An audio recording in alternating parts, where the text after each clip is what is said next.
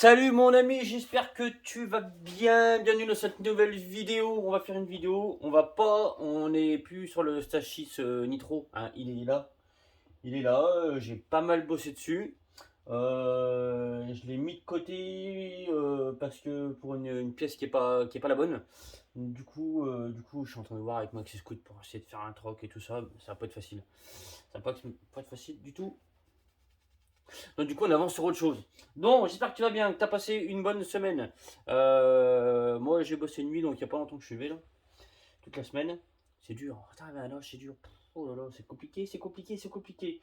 Mais j'ai bossé moi aussi dans la semaine sur ce moteur-là. Du coup, c'est un moteur que tu avais peut-être qu'on l'avait déjà mis sur la chaîne il y a pas mal de temps. C'est un moteur Polini, un 65 qui était passé en course longue avec un vilebrequin RRD, machin, tout ça. Le vilebrequin qui avait fait le collègue qui me dit on le refait, bah, j'ai dit ok, d'accord. Par contre, alors il marchait déjà plus, mais on va le faire marcher. Il m'a dit je veux qu'il marche plus. Et ben, on va essayer de la faire marcher le plus. Donc beaucoup de travail là toute cette semaine dedans. Je t'ai pas mis de quoi que ce soit d'ailleurs parce que tu vois, je bossais un peu vite fait. Bossais un peu vite fait.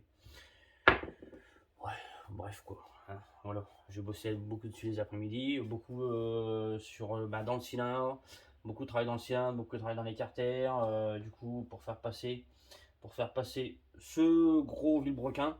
Donc, ce sont les vilebrequins RRD du coup qui ont été revus, qui sont encore plus gros, les masses encore plus grosses comparé, je vais te le comparer à un autre vilebrequin RRD que j'ai là, qui lui est déjà en termes de poids, c'est même pas le même du tout. Hein. Déjà en termes de poids, je vais essayer de te montrer comme ça déjà.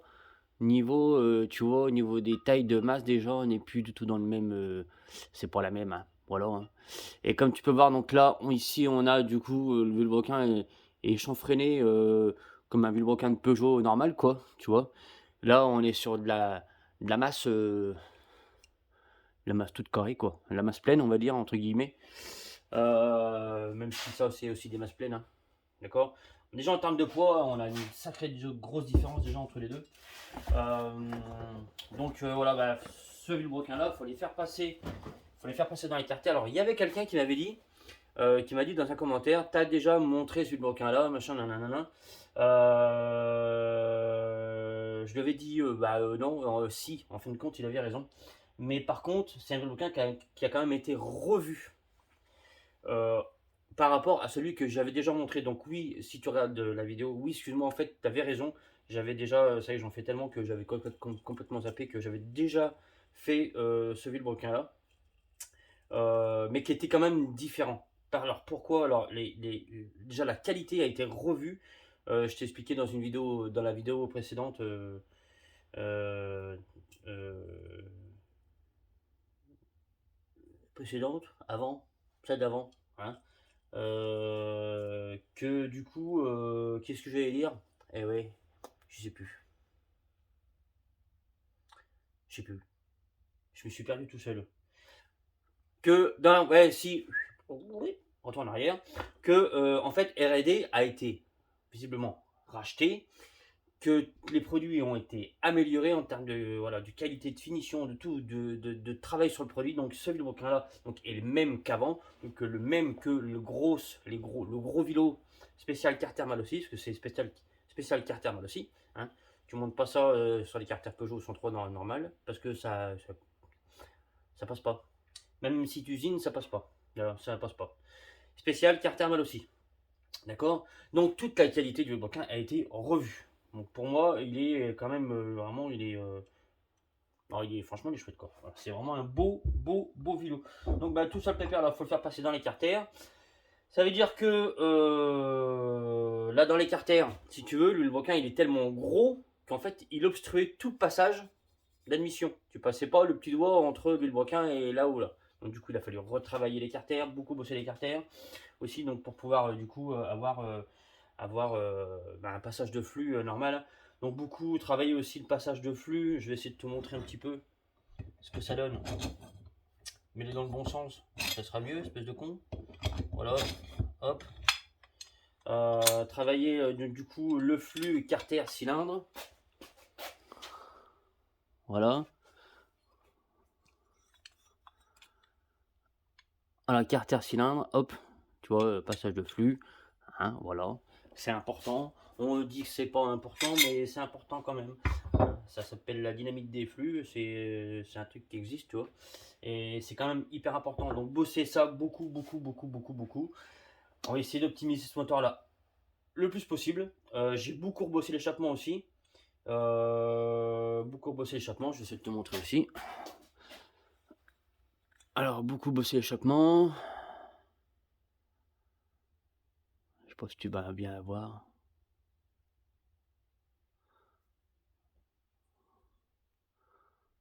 Voilà. Par rapport à un 238F normal. Attends, ce que j'essaie de te faire. Hop, petite qualité en même temps. Hop là. Donc, par rapport à un 238F normal, l'échappement n'a plus rien à voir, mis à part la forme, on va dire, générale, dans le cylindre. Après, tout le travail à l'intérieur du cylindre de l'échappement a été retravaillé. Donc vraiment beaucoup de travail sur ce moteur là. On va aussi changer d'admission. Avant il avait ces clapets là. D'accord. Donc ça c'est les clapets V-Force. Donc ce sont des vrais V-Force, des petites V-Force moto Tassinari qui ont été revus par Selex Gump.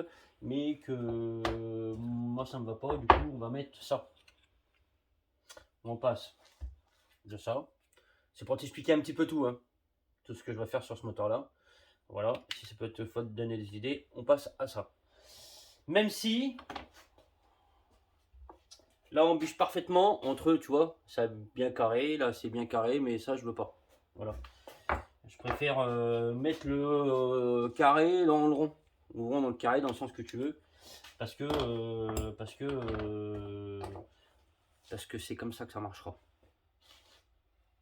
Faut mettre tu mets le carré dans le carré, ça marche pas. Mets le carré dans le rond, ça marche. C'est comme ça. Donc ce qu'on va faire, on va monter le bas moteur. On va regarder un petit peu les diags et tout ça, parce que je ne me rappelle plus du tout des diags qu'il y avait dedans. Plus du tout. On va regarder le squash. Alors moi c'est un cylindre que j'avais déjà moi aussi monté du coup avec des joints toriques, un culasse à joint torique et tout ça. Et là-bas on va regarder.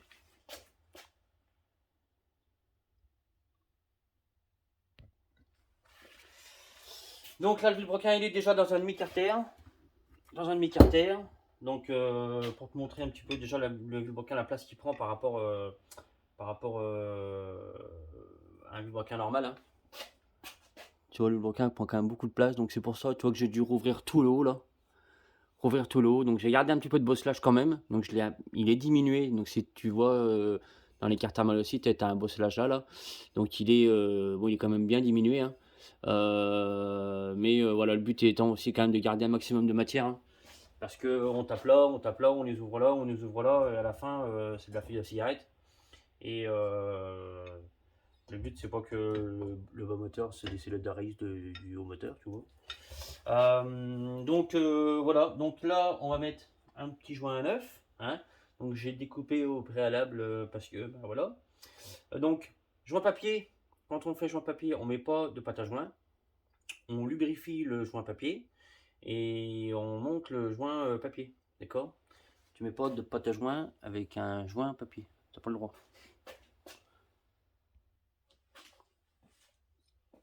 Allez. C'est Confucius, il a dit tu mets pas de joint pâte à joint sur le joint papier. C'est interdit. Voilà. Et puis ben quand c'est Confucius il le dit, tu le fais, tu vois, tu huiles, tu vois. Hop, tu mets un petit peu d'huile. Je pique de l'huile de ma petite burette du coup. Tu huiles le joint. Tu huiles le joint. Et après tu mets le joint. Alors, Je prends de l'avance, je prends de l'avance, je prends de l'avance. Parce que je pense, sinon ils vont me demander pourquoi, du coup, tu mets pas le rond dans le carré. Pourquoi tu mets pas le carré dans le carré? Donc tu mets le rond dans le carré, ou le carré dans le rond. Pourquoi? Eh ben parce que, voilà. C'est tout bête, hein. Pourquoi? Parce que. Alors pourquoi? Parce que le but.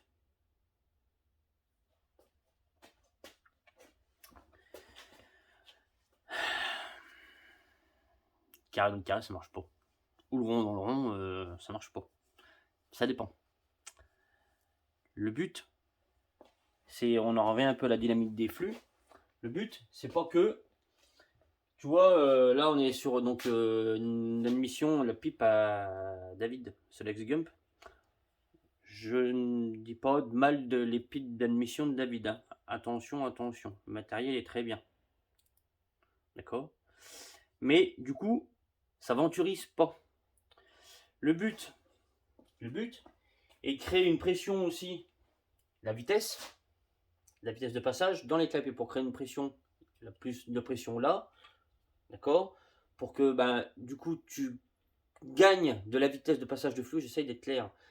Pour gagner du coup de la vitesse de passage de flux. La vitesse du passage de flux, c'est extrêmement important. Que si du coup tu as le carré dans le carré, parce que là tu vois, là la pile d'admission, peut-être tu vois pas, là, ça part comme ça.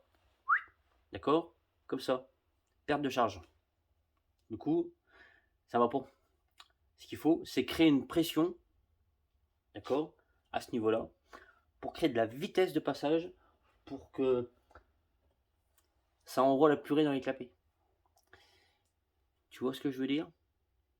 Non. Le but, voilà, c'est vraiment de créer de la vitesse de passage de gaz, de créer du coup une pression dans cette partie-là, d'accord?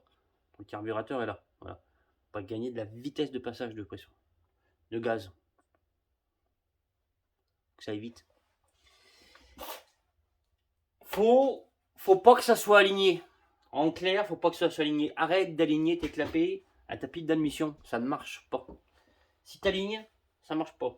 Faut pas que tu alignes. Voilà. Je ménage. Donc voilà, moi le bas moteur il est monté. Donc là c'est encore bien chaud. Donc t'en profites que si jamais toi tu montes ça. Alors si jamais tu veux monter vraiment sur ce vilebrequin là, je te conseille quand même de te tourner vers quelqu'un qui va pouvoir te faire l'usinage derrière des carters, hein, pour passer le vilebrequin dedans. Parce qu'il est quand même gros. Et il y a quand même. Enfin tu vas pas usiner ça comme ça dans les carters mal aussi. Faut quand même que ça soit précis. Que si t'es pas bien centré, je pense que tu décapites, les carters, c'est mort. D'accord? Donc, ouais, si jamais vraiment tu veux voilà, monter ce vilebrequin là, tourne-toi vers derrière un usineur du coin ou autre, ou quelqu'un de connaissance qui a les connaissances pour te faire le passage du vilebrequin. Voilà. Donc, profites-en que les carters soient chauds, du coup, après, pour réaligner ton vilebrequin dedans. Hein, tu tapes pas sur le vilebrequin, tu tapes d'un côté ou de l'autre sur les têtes de vis. Hein, tu tapes là, d'accord, pour le faire bouger par là, et tu tapes de l'autre côté pour faire bouger, pour créer un tape, tu vois. Et donc profitez-en bien de faire ça pendant que les carters sont chauds. Donc moi là ils sont encore bien chauds, ils sont encore même très chaud. Donc tu vois j'ai encore pas mal de jeux du coup, et comme ça, c'est normal, hein, tout est chaud, tout est bien dilaté, donc forcément t'as le jeu et déroulement, tout ça. Donc là après nous on va, ce qu'on va faire. Donc ouais, donc t'as compris, hein, du coup pour l'histoire des clapets. Hein, je rigole mais c'est vrai, hein, faut pas que ça soit aligné. N'aligne pas tes clapets à tes pieds d'admission, sinon ça ne fonctionnera pas. Hein. Le but étant de créer de la vitesse, je me répète, de créer de la vitesse, donc de créer au pire un étranglement, d'accord, pour gagner de la vitesse. C'est tout. J'arrête là. Tout à l'heure j'avais un petit caramel, moi. Un petit caramel. Et hop, petit caramel. Donc c'est un kit que moi j'avais déjà passé du coup en joint torique. Donc j'avais gardé le joint torique extérieur, d'accord, et j'avais fait passage de joint torique du coup avec des joints mal aussi. Hop, donc pour là et pour du coup le cylindre. Donc les petits joints, le goujon donc autour du cylindre. Donc je te montre, d'accord, les petits joints là, du coup joint torique, hein. Parce qu'à la base c'est un joint papier de con, et de con, du coup voilà. Donc les joints toriques là et la culasse, du coup le joint torique là pour du coup la culasse là, d'accord. Voilà, passage du coup en joint torique, c'est hachement mieux, c'est hachement mieux, hachement mieux. Bon, je mange mon petit caramel qui est tout daubé. Et voilà. Il est dur, il est dur. Donc moi j'ai installé, donc tu as vu sur, sur mon super support en Stachis, d'accord, exprès pour le moteur, non. Mais j'aime bien utiliser ça parce que au moins ça te permet d'avoir un truc à peu près stable et tout, c'est souple et tout, ça abîme pas les moteurs, c'est bien. Donc là j'ai mis, on va prendre les premiers diags. Prendre les diags d'échappement, prendre les diags d'admission. Mais je pense que ça va pas rester comme ça parce que j'ai vu que du coup le piston en Pomoro dépassait légèrement du cylindre, donc il va falloir qu'on rajoute du joint. C'est une certitude, mais déjà moi là ça va me donner une petite idée. Alors il faut savoir que j'ai rebossé dans le cylindre, mais que j'ai absolument pas. On a 195 échappements, donc on est pas mal.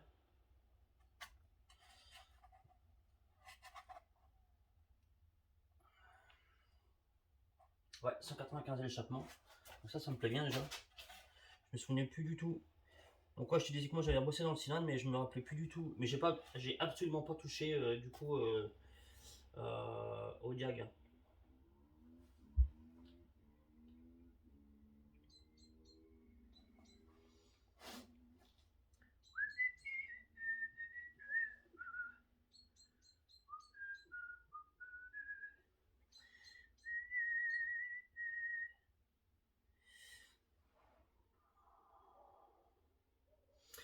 On est à 130, 195. Donc franchement, j'aime bien. J'aime bien. Donc par contre, on va remettre du joint. On va du coup remonter un petit peu en diag. Donc bon, on va regarder ça, hein. Puis après, je ne vais pas non plus te faire une vidéo de 3 heures. Je pense qu'on n'ira pas jusqu'au bout de ce moteur dans la vidéo parce que ça va être un peu trop long. Mais au moins, voilà, ça va te donner déjà une petite idée.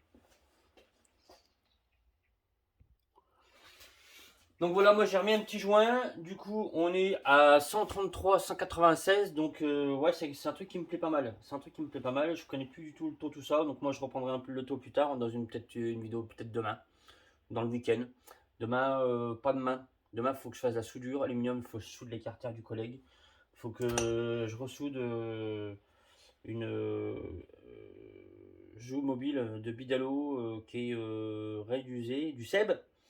La joue du Seb. Tu connais le Seb? Moi, j'aime bien le Seb. Un bon copain, moi.